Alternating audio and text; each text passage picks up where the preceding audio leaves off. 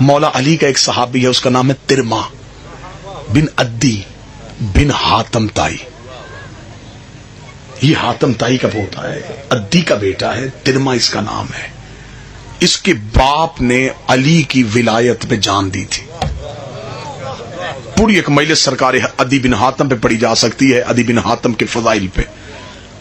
ترما اتنا ذہین تھا کہ مولا علی اس کو اپنا شاگرد کہتے تھے. شوکت بھائی دراز قد بڑا تھا، اتنا دراز قد تھا کہ اونٹ پہ بیٹھتا تھا تو پاؤں زمین پہ لگتے تھے. اسے مولا علی اپنا قاصد بنا کے بھیجتے تھے. اب جب اس بندے نے آ کے بتایا نا کہ مولا شام میں یہ حالت ہے، تو مولا نے فرمایا اتنے جاہلوں میں میرا بھی ایسا نوکر جانا چاہیے جو ان کی جہالت نہ چلنے دے. علی نے کہا کیا پیغام بھیجا ہے؟ اسے کہا جی حاکم شام نے کہا ہے کہ علی سے کہنا یہ سوچ کے مجھ ساتھ جنگ کرے، میرے پاس ایسے جاہل ہیں. علی کی آواز ہے ترما کو بلاؤ. ترما آیا. علی نے فرمایا ترما میرا خط لے کے شام جا. ترما نے خط لیا، خط امامے میں رکھا، اونٹ شام کی طرف. جب یہ شام میں داخل ہوا تو ایک باغ کے اندر معاویہ کے حواری پھر رہے تھے.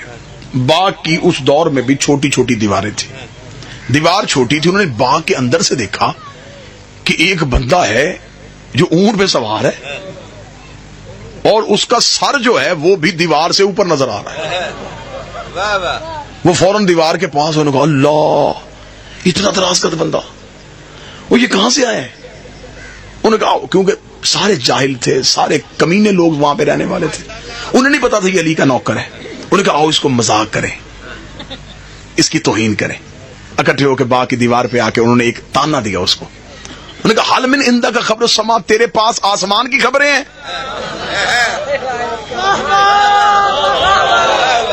دراز کا جو تھا نا، انہوں نے کہا تو آسمان سے خبریں لاتا ہے؟ جواب سننا علی کے نوکر کا، علی نے بھی بندہ چن کے بھیجا تھا. انہوں نے کہا تیرے پاس آسمان کی خبریں ہیں؟ تیرے ماں نے دیکھا ہاں میرے پاس آسمان کی خبریں ہیں. آسمان پہ قہر ہے، نام اس کا علی ہے، تم پہ برسنے کے لیے تیار ہے.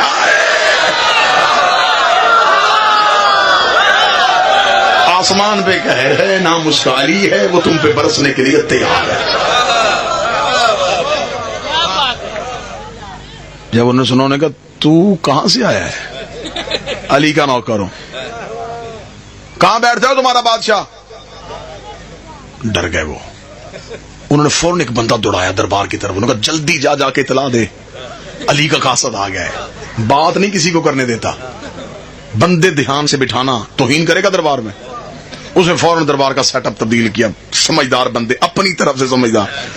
اس نے بٹھائے اور بٹھا کے تخت پہ بیٹھ گیا کہ جلدی جلدی وہ علی کا کوئی نوکر آ رہا ہے. وہ کہتے بڑا ذہین ہے اور بڑا تیز تراز ہے، وہ کسی کو بات بھی نہیں کرنے دیتا. وہ آنے لگا ہے. جو ہی ترما دربار کے پہنچا تو اونٹ پہ، اونٹ سمیت ہی دربار میں. ہسٹری پڑھ رہا ہوں آپ کے سامنے. اونٹ سمیت دربار میں، اور دربار کے بالکل وسط میں آ کے اونٹ سے اترا، اپنا نیزہ دربار کی زمین پہ گاڑا، اونٹ نیزے کے ساتھ باندھ کہتا تو حاکم ہے؟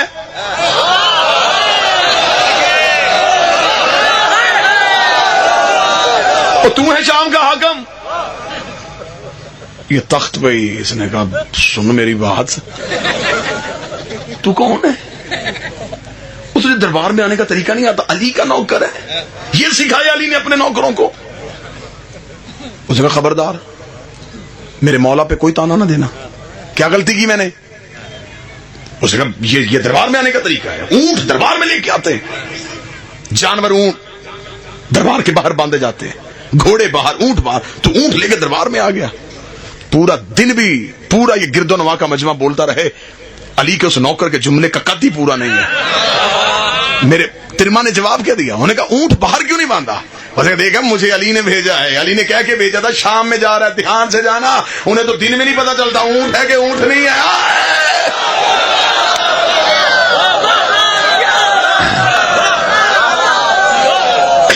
دھیان سے جانا، مجھے علی نے کہہ کے بھیجا تھا شام میں جا رہا ہے، چوروں کا علاقہ ہے. یہ چراتے اونٹ ہے، قسم اونٹنی پہ دے دیتے ہیں. اب بتا.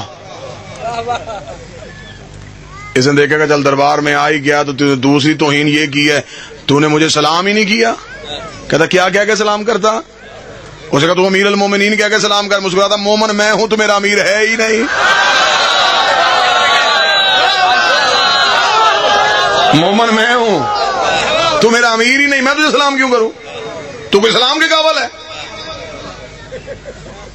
سپاہیوں نے اسے کہا اسے بحث نہ کر, کام پوچھ, اسے بھیج.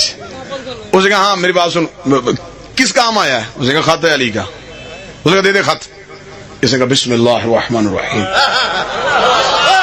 امام میں سے خط نکالا, چوما آنکھوں سے لگا. جو قریب بیٹھے تھے ان میں سے پیچھے سے ایک نے کہہ مارا. تو میں نے کہا تو کیوں ہنسا ہے؟ اس نے کہا تجھے سفیری کا طریقہ نہیں آتا, پہلی بار کہیں قاصد آیا ہے, خط یہاں رکھتے ہیں. اس نے کہا کہاں رکھتے ہیں؟ اس نے کہا خط تھیلے میں ہوتا ہے, خط جیب میں ہوتا ہے. امامہ خط رکھنے کے لیے ہے. مسکرا کر اس جیسوں کے خط تھیلے میں رکھتے ہیں, یہ علی کا خط ہے.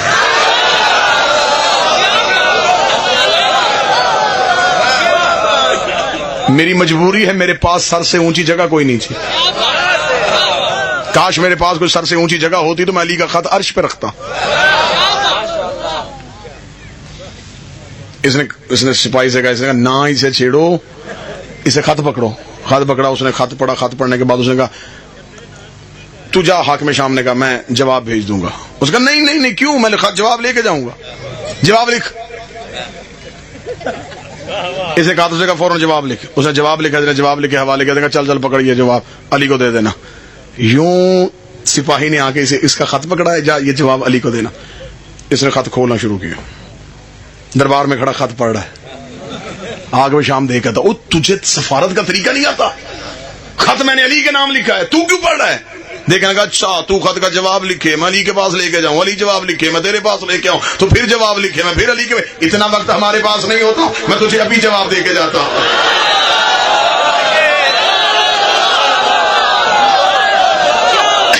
میں تجھے ابھی جواب دے کے جاتا ہوں, ہمارے پاس اتنا وقت نہیں ہے. اسی کا تو سفارت کرتا ہے, تیرے پاس وقت کیا نہیں ہے. زندگی قربان کروں, تیرے ماں کی قبر کی مٹی ملے, میں آنکھوں کا سرما بنا لوں. اوے علی کے نوکر, تیرے جملے پہ ہمارے لاکھوں کی جان قربان.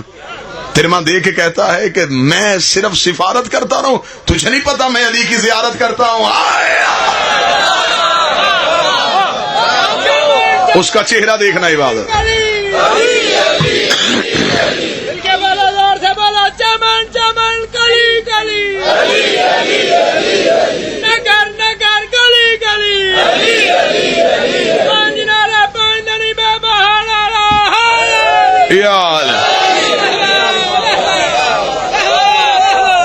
بس آخری جملہ پڑھو. اس نے یوں خط کھولا تو خط میں حاکم شام نے کیا لکھا تھا, بڑی سب جملہ سنیں گے. خط میں حاکم شام نے کیا لکھا؟ خط میں حاکم شام نے لکھا تھا, اے علی میرے ساتھ یہ سوچ کے جنگ کرنے کے لیے آنا, میری فوج کی تعداد رائی کے دانوں کے برابر ہے. اس نے یہ جملہ لکھا تھا, تاریخ کہتی ہے کہ میرے پاس رائی کے دانوں جتنی سب فوج ہے. یہ جس نے اپنی جرت دکھائی تھی. ترما نے یوں پڑھا, پڑھ کے کہا کہ اس کا جواب دوں, اس کا جواب علی دے گا. اس نے کہا علی نے مجھے ذمہ داری دے کے بھیجی ہے, میں جواب دیتا ہوں. تیری رائی کے دانے کے برابر فوج ہے, علی کے پاس مال کے اشتر جیسا مرغ ہے, تیرے دانے چن چن کے کھا جائے.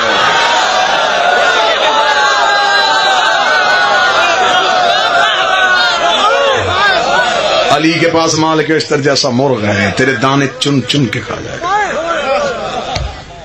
یہ علی کا نوکر دربار سے نکلا, اس نے زمین پہ ٹکر مار کے کہا علی مجھے ایک دے دے, میں 10,000 علی کو دوں. علی مجھے ایک بندہ صرف ایسا دے, میں اپنا 10,000 بندہ علی کو دے دوں. علی کے پاس ایسے عالم نوکر موجود ہے, ایسے زیرک نوکر موجود ہے. اور اس کے پاس کون سے تھے؟ عمر بن عاص نے تاریخ لکھی ہے, بڑی تاریخ, دلچسپی بڑی ہے. ایک دفعہ خیمے میں بیٹھے حاکم شام پہ اور عمر بن عاص میں آپس میں شرط لگ گئی. وہ کہ میں زیادہ ذہین ہوں, یہ کہ میں زیادہ ذہین ہوں. عمر بن عاص نے کہا ابھی فیصلہ کر لیتے ہیں, تم میں سے زیادہ ذہین کون ہے. خیمے میں دونوں اکیلے بیٹھے تھے. اس نے کہا ہاں ہاں چل فیصلہ کر, تو کوئی سوال کر میں جواب دیتا ہوں. عمر بن عاص نے کہا میں سوال کرتا ہوں, کان قریب کر. حاکم شام نے کان قریب کیا. اس نے کہا تجھ جیسا جاہل کون ہوگا, خیمے میں تیسرا بندہ ہی کوئی نہیں, تو کان میرے قریب کر.